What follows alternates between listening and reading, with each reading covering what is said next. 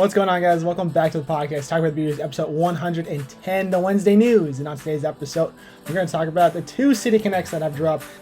Plus, college baseball has been wrapping up. This is the last week, so we're going to talk a little bit about the last week of regular season. And we're introducing a new segment to the podcast. We're going to talk about that at the end. But first, let's head into the NHL.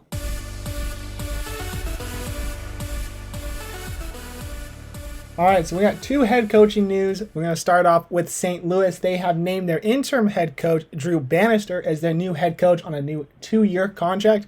And Toronto has fired Sheldon Keefe as their head coach.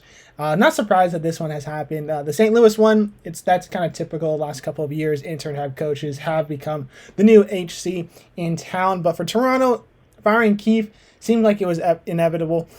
He's only won one playoff series with the team. And honestly, the team has not looked all that good with the Power 4, Power 4 that they're calling it. Looks like Mitch Marner might be the next person to go if that's the case. I think he's got one more year on the contract, so they might keep him for one more year and then drop him out of there, or maybe find somewhere to trade him to get something out of him. I'm also hearing that New Jersey have been looking at Keefe as potentially hiring him as their new head coach. So that is something to keep an eye out for the upcoming weeks. Utah has announced some things about their new franchise, so we are not going to see any branding from the team. We're not going to see any sort of names or jerseys that are going to be crazy and out of this world kind of thing. All we're hearing so far is the branding to be very generic, and the jerseys are going to say Utah across the front of it. Probably is the most basic font and uniform we're going to see. I don't expect anything more than probably just black and white. If we do see colors, kind of surprising, but I would expect those colors to maybe represent the potential 20 teams that they have released for the new team name. So we'll start off with Black Diamonds. Personally, it sounds cool, but I don't see it happening. It doesn't really roll off the tongue. The Utah Black Diamonds versus the Anaheim Ducks, I don't really see that as a good hockey team name. The Blast, I like it. I think it sounds pretty cool, but I don't know what they would do for branding wise, so I don't see it happening. The Blizzard, I think that actually sounds pretty good. It could work with the branding. You could use another headline mascot as like your main brand, but then still call it Blizzards, kind of like what the Minnesota Wild do. They have the Wild, but the logo is a bear with some elements inside to represent nature. So I think that could happen. The Canyons, I don't really like it too much. I understand what they're going with it, but I don't think it's going to work as a hockey team name. Caribou, I kind of like it, but I don't see it as a hockey name either. It's unique, but I don't think of it as a really fierce animal name for a hockey team. The Freeze, it works for hockey. I just don't like it as a name, personally. So I would not choose it as one of my finalist names. The Frost, same thing. It sounds good, but I don't see it as a hockey name for my own franchise, so I wouldn't choose it for Utah's name. The Fury, I really don't like this one at all. It doesn't really roll off the tongue to me. The Utah Fury, I just don't see it as a good branding opportunity. Maybe as a nickname, but not as a main name to the team. The Glaciers, I don't think there are glaciers in Utah, so I don't think this one works for me. I wouldn't choose it either. The Utah Hockey Club.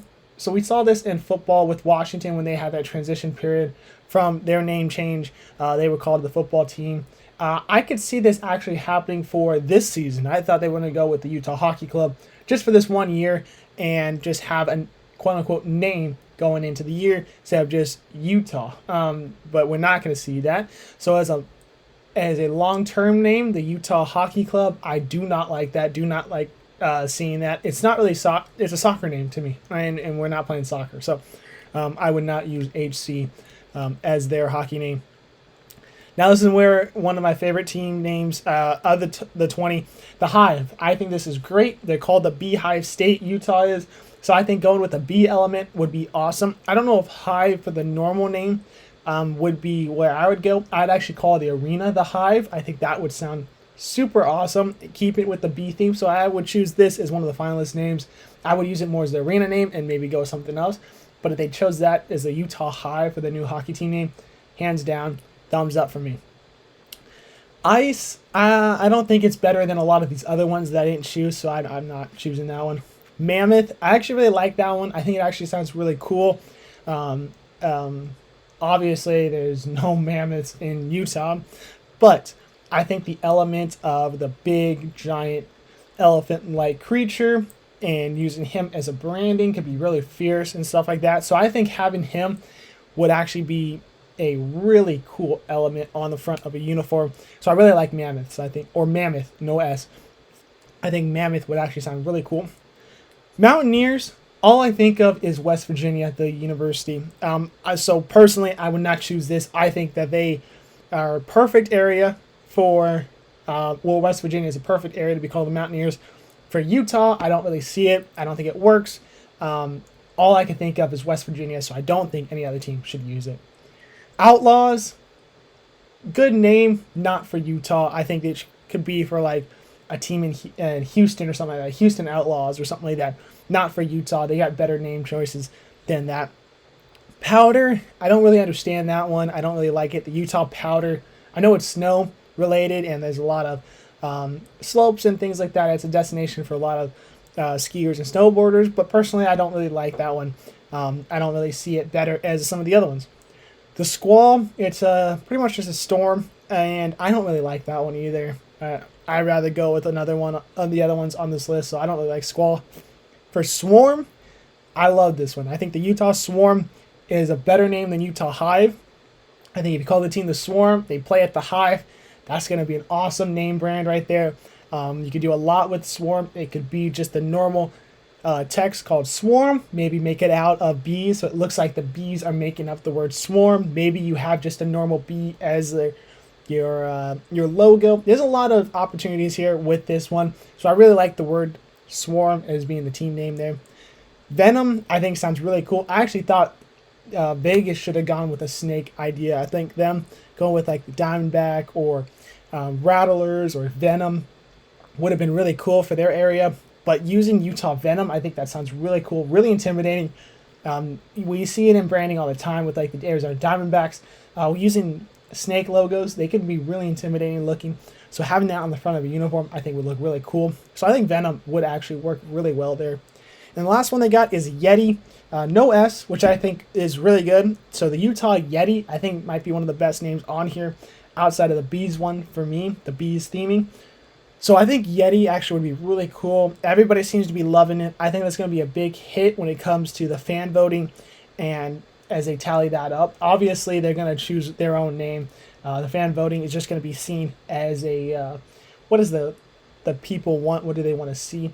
But they're still going to choose whatever they want. And I think Yeti's actually probably at the top of their list. Cool ideas of colors. We can see the light blues. We can see the dark blues. The white, we see a lot of good contrast there.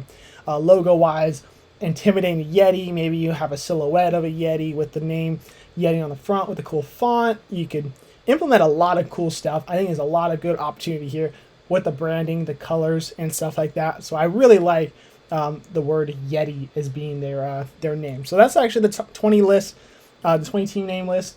I think they all could potentially be really good, but I think those four that I talked about mainly are my tops right there. I think those are going to be the ones that Utah is going to choose for the upcoming 2025-2026 season, I guess. So as we have mentioned on the podcast a couple of seasons ago or a couple of episodes ago, Fanatics is taking over Jersey Productions. And what does this mean for the future? Then we're actually going to see a debut of uniforms fairly soon. Next month potentially could be what happens with the new uniforms. Obviously, I haven't heard anything about them. If I did hear anything when it comes to new branding or new uniforms in general, you guys would be the first to know. But I have not heard anything. This is the only thing I have heard when it comes to the Fanatics uniform production, that we could be getting new looks as soon as next month. Personally, I don't think we're going to see anything exciting. I think what I did hear, Fanatics doesn't want to change too much because they're just taking over the factories of Adidas, and they don't want to really do too much that they can't take care of. So I think obviously we're not going to see too much, maybe a little bit of different look, but overall I don't think we're going to see too much of a big brand change for a lot of teams here coming up with the new season. All right, let's get into playoff recap. Start off with the Rangers versus the Hurricanes. Rangers lead this one 3-2. They were up 3-0 in this series, looking like they could have swept Carolina. Carolina ended up winning the next 2 games, including last night on Monday. I am a little worried for the Rangers. That curse of the President's Trophy is still lingering in the back of their heads, most likely. They should win this series, but Carolina is not going out with a fight. I could see this game going 7, or the series going to 7 games. And I really do think Carolina is not going to go down easily. So New York's got to figure it out, because that President's Trophy curse is lingering in the back of their heads. Florida and Boston. Florida leaves this one 3-1. Brad Marchand hasn't played the last 2 games pretty much. He took a cheap shot from Sam Bennett in Game 3. Initial replay showed that it was just like a little shoulder-to-shoulder contact. He got up a little shaky. The opposite angle showed it was a sucker punch to the chin from Bennett that really knocked him out, and Marchand did not play in Game 4, ended up losing that one by the Panthers coming back 3-2 in that one. So they're not going to have him tonight in Game 5, meaning that when you guys hear this, we already know what happened with that game. I personally think the Panthers are probably going to close this one out. No Marchand really is going to be a struggle for them, so I think the Panthers win in 5 games. I think they're going to win this one, which is tough news because Boston looked really good, but Florida, they have a really good team. I would not be surprised to see them make a further run in the playoffs. Then we got Colorado-Dallas. Colorado is down 3-1 to Dallas right now. Dallas is taking a stranglehold on this series. I really do think that Dallas is going to be one of the top teams in the West. They're going to be the team to beat. But on Colorado's side, Valeri Nichushkin, he was in player programming or assistance programming earlier in the season, has been put on stage 3 of it. After failing a drug test a couple hours before the game, he has now been suspended 6 months without pay for it. So hopefully he gets well, but not hearing good things out of the Colorado locker room. Sounds like that when Nichushkin's suspension is all done and over with, he might not be Colorado Avalanche anytime soon. So that's tough news for Valeri, but hopefully he's able to kind of help himself out and get out of it and be in a better place. And lastly, Edmonton versus Vancouver. Edmonton's down 2-1 in this one. That's kind of surprising to me. I think the Canucks are a very good team. No one's really giving them a chance here. I really do think Vancouver, if they're going to win this one, they're going to have to get some really solid goaltending. And Shelovs has looked very good in this one. A little bit shaky in the loss, but overall, really good. Edmonton actually in Game 4 will be going to their backup, Calvin Pickard, in this one. Stuart Skinner has not looked good in the playoffs. I believe he's got under 800 save percentage. And if that is the case, that is not a recipe for success. So they're going to change it up. It's going to be Pickard's first start in the playoffs of his career. So I'm very curious to see what the Canucks are going to do against that. I say get to him early because it's going to be weird. On Vancouver's side, though, they will have to play without defenseman Carson Soucy. He was suspended 1 game for a high cross-check to the face of Connor McDavid after the game. Actually, I hate this suspension. I think this is super dumb. I think Zadorov, the cross-check in the back from Zadorov, caused him to fall, making his face more vulnerable. And if you look at it, I don't think Soucy tried to hit him in the face. I think he wound up early, and as he went forward, Zadorov's cross-check came before it. Sorry, he got knocked down, causing Soucy's to go up.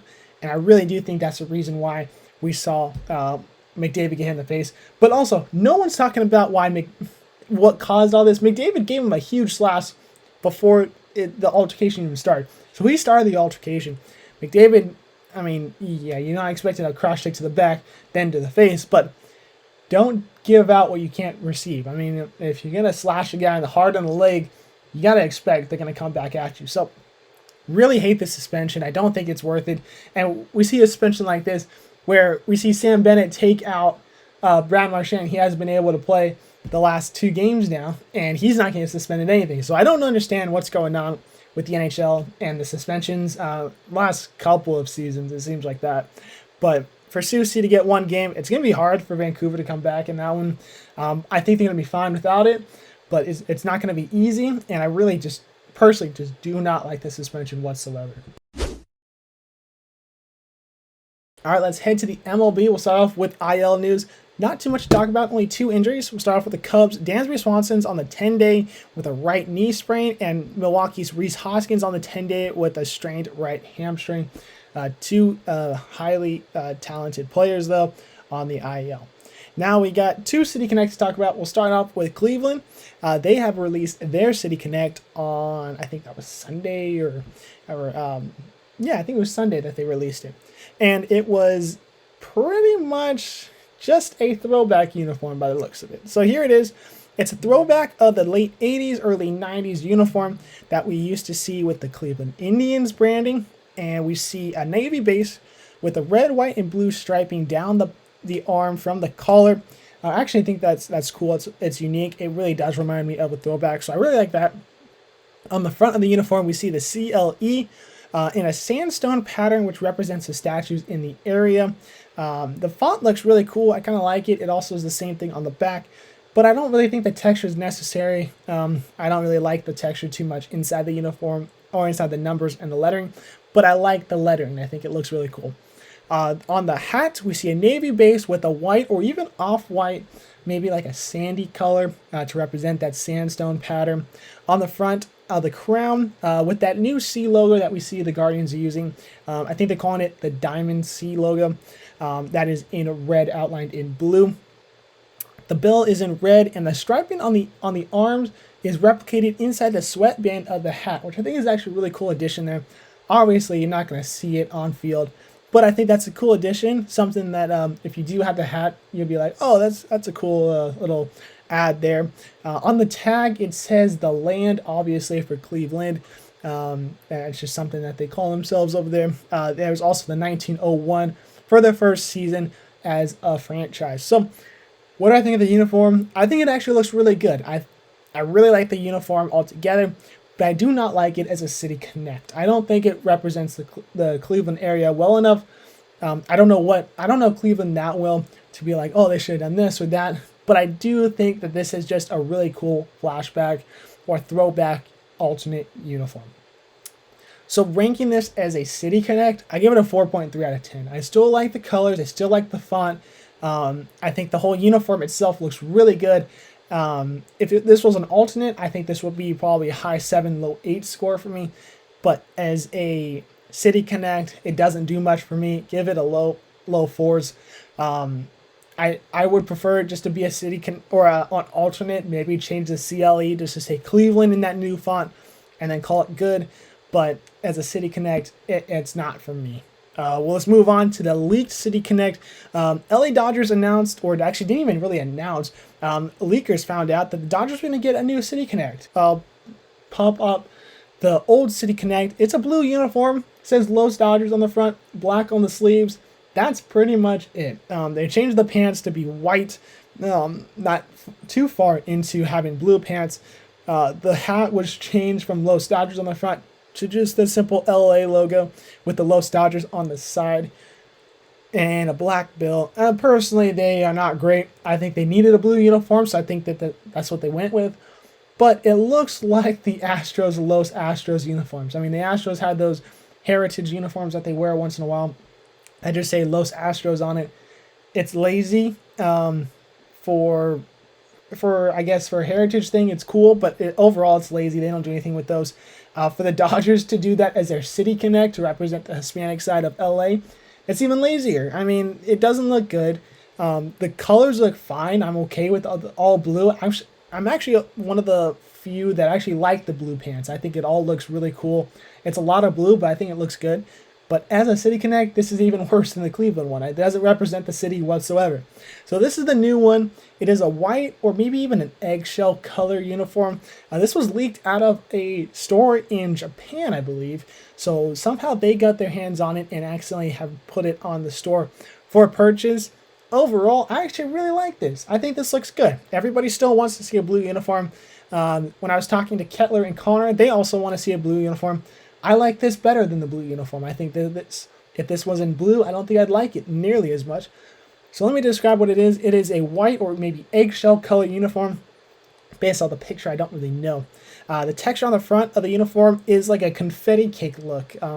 It's the white with the small speckles of color, which is the red, the yellow, and the white. So I'm not, or red, yellow, and blue, excuse me. I'm not sure where they're trying to go with that. Obviously, this is just a leak, so we don't have the story behind the uniform. But I think it actually looks pretty good. The front of the uniform has the words Los Angeles across with a new font that we've never seen before from the Dodgers. It's really bold, has different colors inside, not really aggressive colors, just two different shades of blue. I think it's easy to read, it's bold, I really like that. On the arm, on this one angle, we see a new logo that we've never seen before. It's a combination of the D from the Dodgers logo of the front of the uniform and the LA logo that we see on their hats, combined into one. I think it looks good. It's a little busy of a logo. They're asking a lot for it, but I think it looks good as an alternate logo, not a main base logo. I think it looks good as an alternate logo. The Dodgers' normal script that we see on the front of the uniform is replicated back in the inside of the collar. We get a red Nike swoosh, which I think pops really well there, bringing back that kind of red number that we see on the front of the uniform. We don't see any numbers on this, so we don't know what the font's going to look like. I expect it to be kind of similar to the font of the Los Angeles on the front. Hopefully they bring back the red number on the front too. I really like that addition. Don't know where they came up with the red number, but I really like that red number. I think it pops super well. On the cuffs of the arms, we see a blue cuffing and a little slosh of red in the middle of it on both sides, and it has an imprint of the LA logo on it. On the bottom with the tag, it has hashtag ITFDB, meaning hashtag it's time for Dodgers baseball. A legendary saying from Vin Scully that the Dodgers, I believe, still play at their stadium before games. Haven't been to a Dodger game in forever, so I don't know, but I think they still do play that saying. Overall, as a uniform, just based off of the jersey, because we don't know what the hat's going to look like, we don't know what the pants are going to look like. I really like this, so I'm actually really high on it. I'm not going to rate it yet, but as of right now, I'm rating it high. I think this is going to look really cool.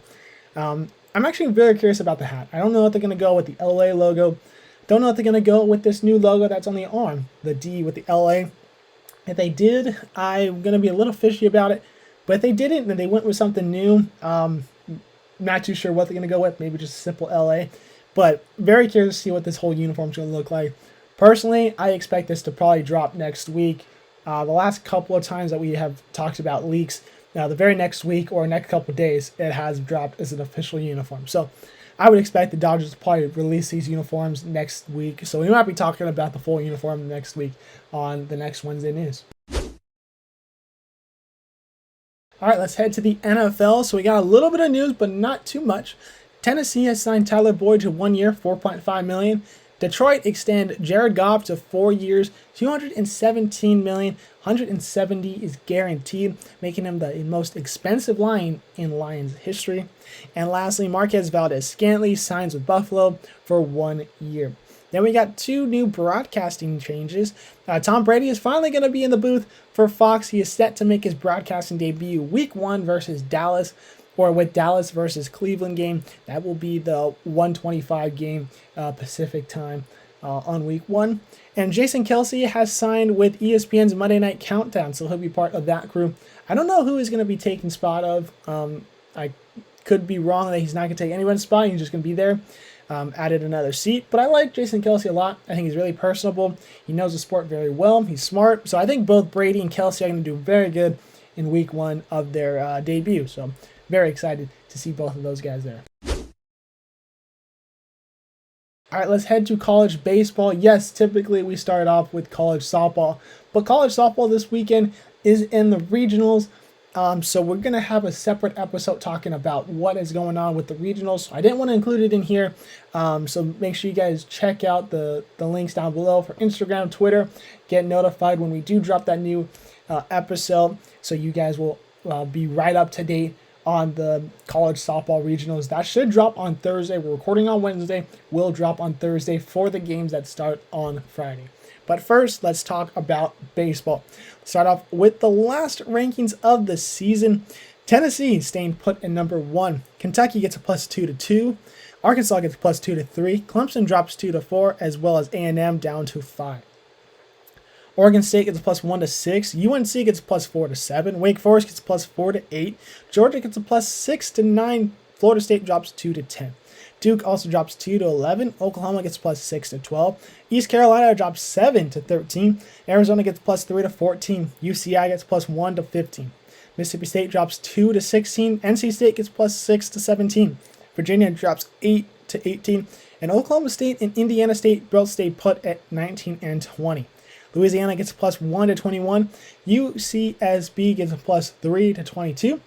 Oregon gets a plus 1 to 23. South Carolina drops 11 to 24. And Texas goes from unranked to 25. The only dropout of this week was Troy. Now let's get into the upsets of the week. We got midweeks. We'll start off number 9, Duke beating number 6, Eastern Carolina 5-2. Alabama beat number 21, Troy 7-6. Number 15, Georgia beating number 13, South Carolina 14-10. Then we had a Friday. Number 12, Wake Forest beat number 2, Clemson 4-2.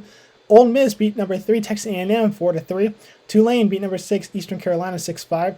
Pitt beat number 8, Florida State 1-0. Georgia beat number 9, Duke 11-8. Number 23, NC State beat number 10, Virginia 7-5. Number 15, Georgia beat number 13, South Carolina 11-5. Utah beat number 17, Arizona 6-1. Texas State beat number 21, Troy 6-0. And Washington beat number 24, Oregon 7-6. We had a Saturday where number 12, Wake Forest beat number 2, Clemson again 8-5. Ole Miss beating number 3, Texas A&M again 10-2. Florida beat number 4, Kentucky 10-1. 14, Mississippi State beat number 5, Arkansas 14-5. Tulane beat number 6, Eastern Carolina once again 7-3. Pitt in the one column once again against number 8, Florida State 9-7. And Georgia beat number 13, South Carolina for a third time 14-6. Then Sunday we had Vanderbilt beating number 1, Tennessee 3-0. Wake Forest beating number 2, Clemson for the sweep 13-3. Tulane sweeping number 6, East Carolina 10-9. Georgia Tech beating number 9, Duke 8-6 in the rubber game. Number 23, NC State beating number 10, Virginia in the rubber game 13-5. Evansville beating number 20, Indiana State 7-6. And Texas State upsetting number 21, Troy for a sweep of 8-6. All right, we had an Arizona State update. Arizona State went 3-1 on the week, and it looked really good. They lost to Arizona, unfortunately, at home 5-3 for their last Pac-12 play against Arizona, but were able to sweep on the road at Stanford 13-1, 10-1, and 16-7. They looked very good this week. The Bats are alive, officially ending Pac-12 play, so they actually are going to make the tournament based off of their wins. Good job by Arizona State. That tournament starts on Tuesday, and that will be in Scottsdale, actually. I was actually going to try and get to it, but obviously I'm back home, and it's just too much to travel back out there for a couple of games, so I'm going to be staying here. But I will try to watch as much as I can, let you guys know what happens in the Pac-12 tournament for Arizona State. So Thursday and Friday, though, they have 2 games against Texas Tech, and on Saturday, they will face UNLV to wrap up the season. Big shout out to Nick McLean. He received the Pac-12 Player of the Week for the second week in a row. He's killing it as long as he keeps it going. Plus, you got guys like Kian Vu just absolutely torching the ball. Arizona State might make a good run in the Pac-12 tournament. So, really excited to see what the boys are going to do with this tournament play. All right, guys, now let's start with the new segment called The Cleanup. This is just kind of things that I save everything when it comes to sports that I think people would actually care about. But sometimes it doesn't always make the episode because I don't have enough of that topic to talk about. For example, there's a couple times that I save some soccer stuff, but because it's only like maybe 1 or 2 things, it's not enough to make a full segment about. So this is where the cleanup comes in. We're going to talk about just 1 or 2 things about soccer or 1 or 2 things about basketball, something that just it's not enough to make a full segment about, so we're just going to put it all together with everything else. So today, we got soccer and we got college football. Stuff that would not make a full segment, but let's make the new segment. So let's start off with the cleanup. Olivier Giroud, the French forward from AC Milan, will sign with LAFC for the rest of this season and the following season of 2025. That's a huge signing. Olivier Giroud still scoring at a high level. I'm very surprised that he's making the move to LAFC now. But with guys like Messi, Suarez, their move over to Miami, I think everyone's seen it as it's not really that bad of a move. It's still competitive soccer. So really excited to see what Giroud is going to do in LAFC. Obviously, I'm a Galaxy fan, so I'm not real excited, but I like Giroud a lot, so I'm very excited to see how well he's going to adjust to the MLS. And the German club Bayer Leverkusen, they're actually calling them Bayer Never Losing because they have gone 49 straight games without losing, breaking Benfica's 59-year unbeaten streak. This is outstanding. This is something that just never is heard of. And it's not like they're playing bad teams. They are playing teams like Bayern Munich, Dortmund, and they got games in, I think they call it the DFC Polka or something like that, which is like a German trophy. So they're playing good teams, and they are getting draws, they're getting wins, they're not losing. Outstanding. It's awesome to watch. Super cool to keep on following them. Now let's move on. Clemson football has added 0 transfers this offseason. Last season, I don't think they added any either. So they are just not very big on adding transfers, which is not going to be good for Clemson because that is all what college football is nowadays, adding transfers. So they're heavily going off of recruiting. I don't think it's going to work for Dabo Swinney, but I guess we'll have to just sit around and see. College Game Day has announced their week 1 will be at College Station, Texas, for Texas A&M and Notre Dame. Super exciting. I believe there's only 14 Saturdays till college football starts up. If that's the case, I can't wait. But that also means it's probably only like 8 or 9 weeks till school starts. So not too fast, but I want college football to start. Love it. It's best time of the year. So Notre Dame, Texas A&M, getting College Game Day week 1. And lastly, College Football 25 video game trailer will drop tomorrow. Might even drop when you guys are watching this. So if it is, I'm probably going to try to do a reaction to it. If not, check it out because it is going to be a very highly anticipated video game trailer. Just like I think GTA, it might break records for how many views. So go check it out Wednesday morning. Should be an awesome video game. We'll react to it and talk about it later in a different episode. All right, games of the weekend. We'll start off in the MLB. We got the Twins versus the Guardians, AL Central. Rivals there. I think that's going to be a very good series to watch. NHL Game 6 or Game 7 on Saturdays and Sunday. That is if necessary. Obviously, we don't know right now, but we could be seeing some games on Saturday and Sunday. If not, I think round 3 conference championships could start on Saturday or Sunday if teams end early. So we're gonna have hockey to watch this weekend. It's just, is it gonna be round 2 or round 3? NBA, we got the Mavericks and the Thunder on Saturday at Game 6. The time is to be determined. NASCAR, the All-Star Race is at North Wilkesboro Speedway in North Carolina. That is Sunday at 5 p.m. For soccer, we're sending you to the Premier League for Decision Day Sunday. Arsenal versus Everton and Man City versus West Ham are the 2 teams to watch. Man City leads the table by 2 points over Arsenal. So a win for Man City will obviously win the league. And if they lose, that means Arsenal has to win. But if Man City ends up losing or tying to West Ham, they're also in a good situation because Arsenal, if they lose or draw, they are done. So Arsenal has to win. Man City can probably sit back and continue on with just their normal dominance. Personally, I think Man City is in a better situation. I think they're probably going to win the table. But Arsenal, don't count them out. They've looked very good all season long. Softball, games start Friday morning. That is the regionals. We'll go through all the games and all the teams and what we expect on Wednesday, releasing on Thursday. So go check out that episode. And for baseball, Arkansas versus Texas A&M, a top 5 matchup between those 2 squads. Really good game. Really excited to watch those. All right, guys. Well, that would do it for this episode. Thank you guys for listening or watching wherever you guys are.